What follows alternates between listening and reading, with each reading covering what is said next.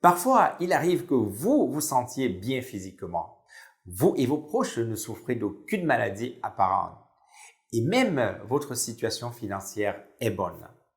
Cependant, malgré ces aspects positifs, vous vous trouvez constamment en train de vous plaindre. Et cette insatisfaction permanente vous conduit à un sentiment de malheur et de tristesse. Cette situation constitue un problème de santé, mais de nature différente. La santé ne se limite pas seulement à une absence de maladie physique, mais elle englobe également une dimension psychologique du bien-être.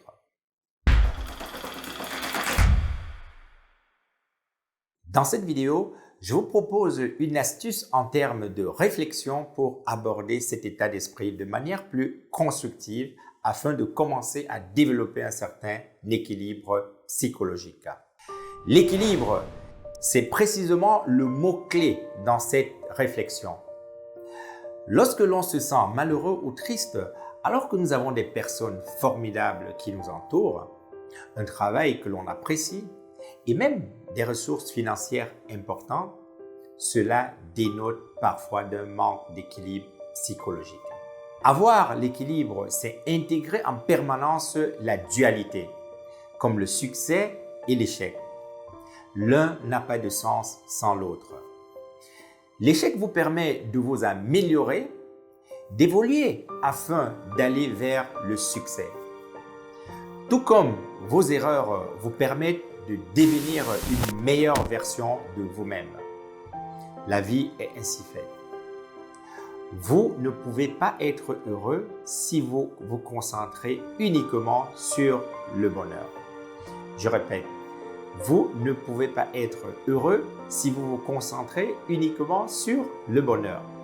Il est important de prendre conscience des difficultés, des désillusions pour vous sentir pleinement heureux. Cette dualité permanente est nécessaire pour avoir l'équilibre.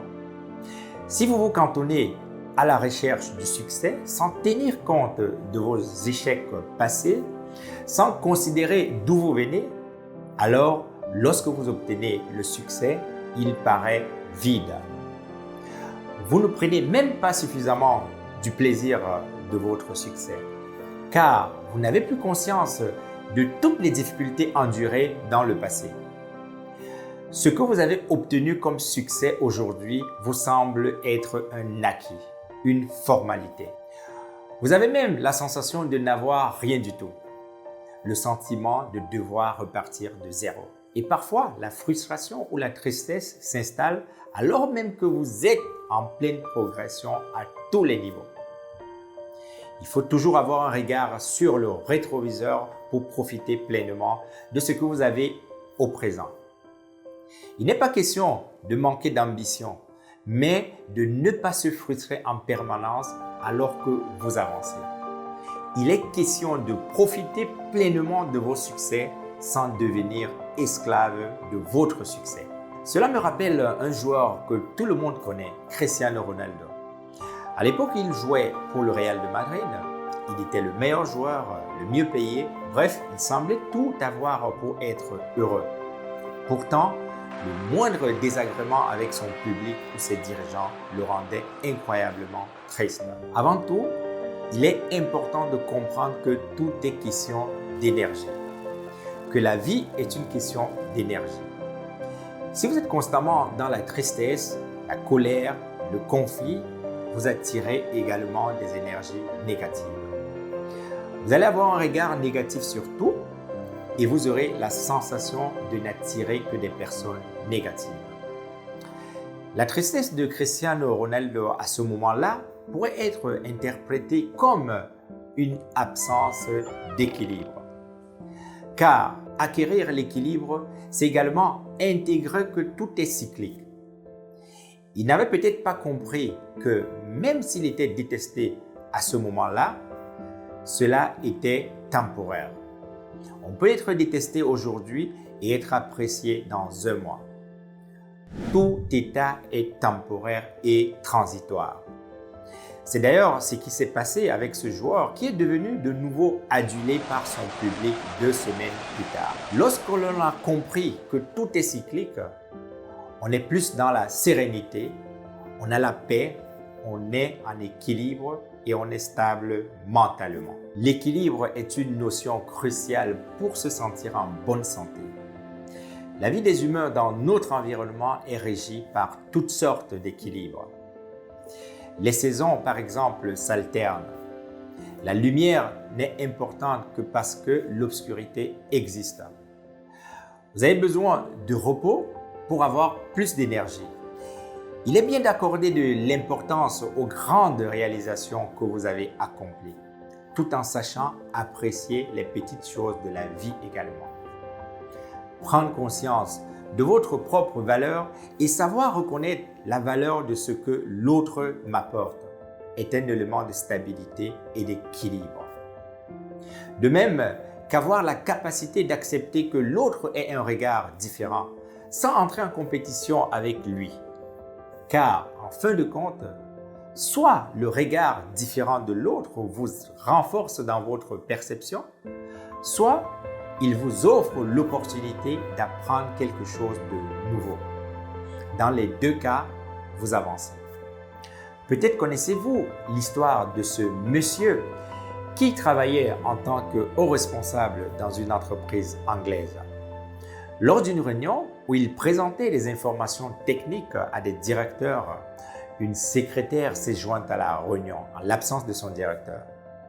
Au milieu de la réunion, elle a posé une question qui semblait évidente pour le présentateur.